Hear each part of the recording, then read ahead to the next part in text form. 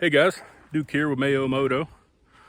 Came out today looking for sand because I rode some of the South Carolina adventure route last year and I really wasn't pleased with how difficult it was for me. I'm on my XR today. Big part of that purchase was because the sand was so tough for me down in South Carolina. I was on a 05 1200 GS, which is a sweet bike, but it's kind of heavy. I'm heavy. You really gotta haul the mail getting through the steep stuff. But I think last time I left y'all, we talked about the XR a little bit. I didn't know much about it. Well, I've got quite a bit of seat time on it now, so I'm going to flip you around and we'll talk about what I've done to it. I'm getting ready to go up to Wayland Wayne. It's a rally in Ohio. Should be a good time. My buddy Spaz Tech, who I met down at the Palmetto Adventure Rally, he's going to be up there. Ben and Mary from the Moto Camp Nerd, they're going to be there. A few other folks that I've met. Sean, he's a pretty cool dude. Air Force, I think. He retired and he just got back from a big adventure to Alaska on his GS, so I'm looking forward to hearing about that. But enough of that. Let me spin you around. We'll talk about the bike a little now that I'm more familiar with it. Here it is, 1997 XR650L. I don't know what was done to it last time we talked, so I guess we'll just go front to back. Stuck a new front tire on it. Had a D606, which was good, but it feathered really fast and got to where it was just super annoying. The back side of the lugs were pretty much worn off and the front were still standing pretty high. So this is a Tusk Adventure. I'm cheap, it's cheap. Seems to be working out so far. The ergonomics weren't so great for me, which I knew when I bought it, being a big dude. So I've done some work there. This is a RSW triple clamp. I got these aren't the tallest risers, but they're pretty close, 2.5 inch, I think. Some Pro Tapers, CR high bends, the Tusk hand guards there. Replace the other ones. Oh, check that out. It's pretty toasty out here. It's like 96 degrees. The engine's running about 275, maybe a little warmer, pulling me through this sand. So the handlebar setup made a huge difference. Made the bike rideable for me. The brakes were spongy, so I changed the fluid and it was kind of like chocolate milk. That helped a bunch. I did go ahead and put on stainless lines, which the combination of that and the fluid really made a difference. Let's see what else up front. It's got the big tank. It had that already. It's got the oil temperature gauge down there. I already had that. This is my navigation setup. Super slick. It's just a $100 waterproof phone off Amazon. Load up your app and go. I've dabbled with the Garmin a little bit. My buddy Ben gave me one, and I don't know. I think I prefer the phone. Also, got these sweet mirrors. I think I had them last time. God, I always forget the name of them. Anyways, they're cool. They're the only ones I know of that look like that. So if you look around, you'll find them. Another huge upgrade is I ditched the factory seat. I got this this used Corbin seat off of Adventure Rider. It made the bike 100 times better. That's probably the biggest improvement I've made in terms of comfort. The XR650s, I noticed the right peg sticks out usually, about another 1.5 inches, and that just annoyed the hell out of me. So I sat down in CAD and started designing a way to relocate it, and I found out somebody already makes it, so pay them for their good work. That's Hemisphere Off-Road. It moves the peg in. One thing that I don't like is the factory bracket drops down quite a bit lower here, and you have more room for your brake pedal throw.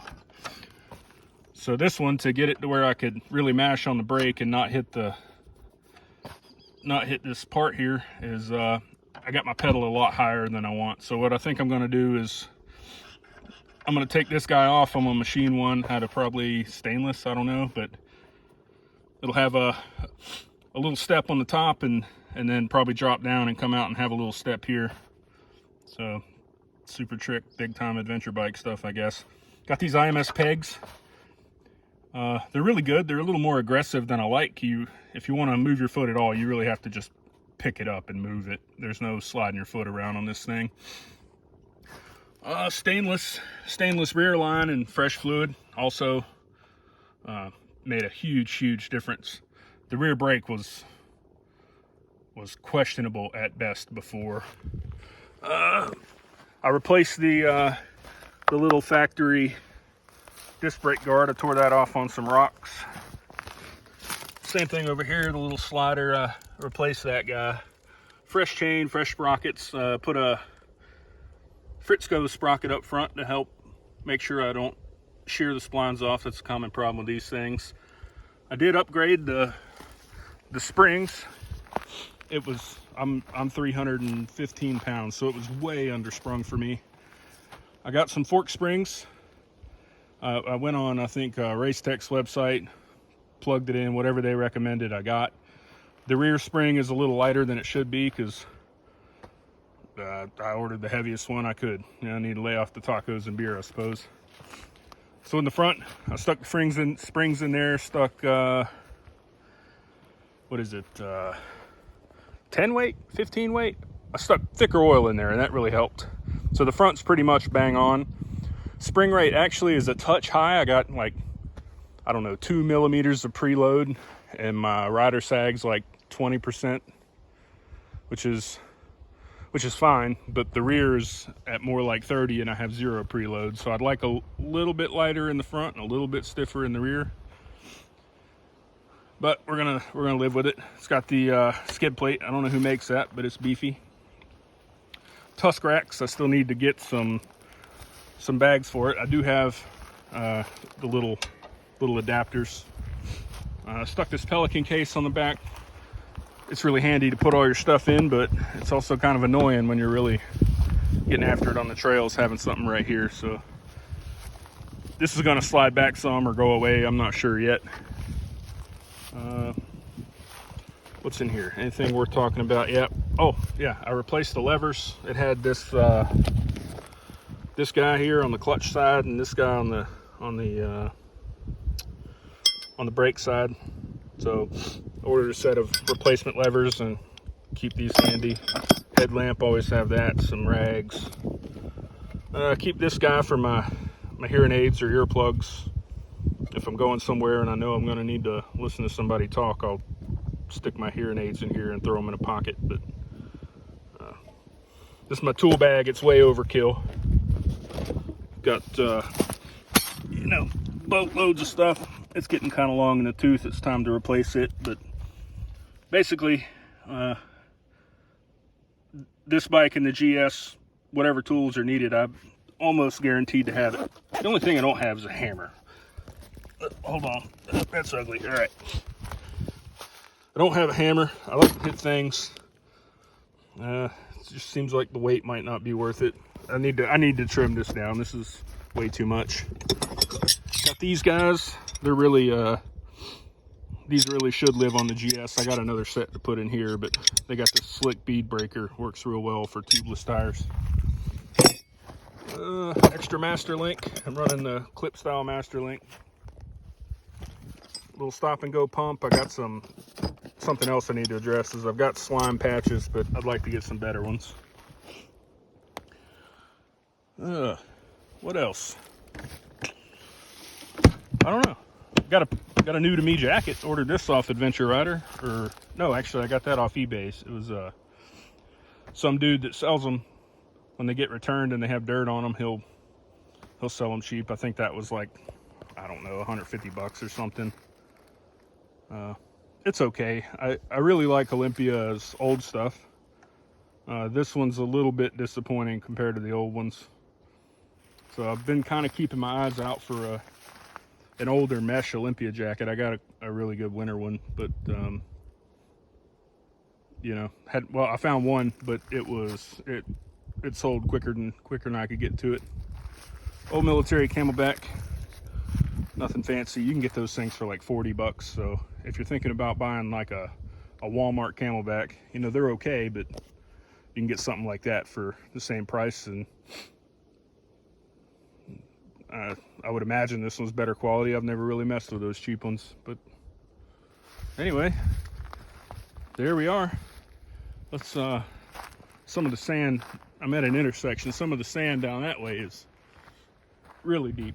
Maybe I can practice, see if I can cut in some footage of how deep it is. But you know, this is what I came to play on, and there's plenty of it. Roads go on, not forever, but it's a big place. This road I'm standing in here, that way, that's Naked Creek Road.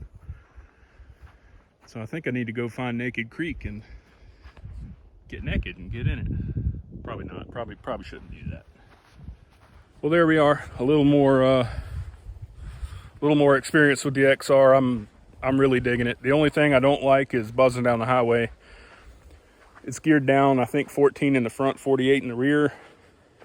So at 65, that's about all I want to do, and I really don't like to sustain that for any extended period of time.